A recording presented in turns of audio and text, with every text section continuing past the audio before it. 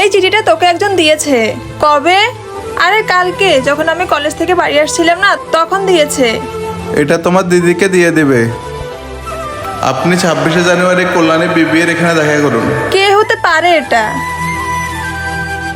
ঠিক চিনতে পারলাম না আপনাকে। দিদি, আমি তো আপনাকে চিঠিটা। ও হ্যাঁ, টিফিন সার্ভিস। আপনি আমার মুখ ভুলে যেতে পারেন দিদি, কিন্তু আমি ভুলিনি। দিদি, আপনার এই টিফিনটা। কত হয়েছে দাদা? দুটো মিলে 100 টাকা।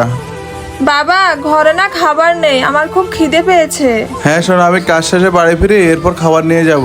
এই বেলাটা তোমরা কোনোভাবে চালিয়ে নাও। আচ্ছা বাবা। কে ফোন করেছিল? আমার মেয়ে।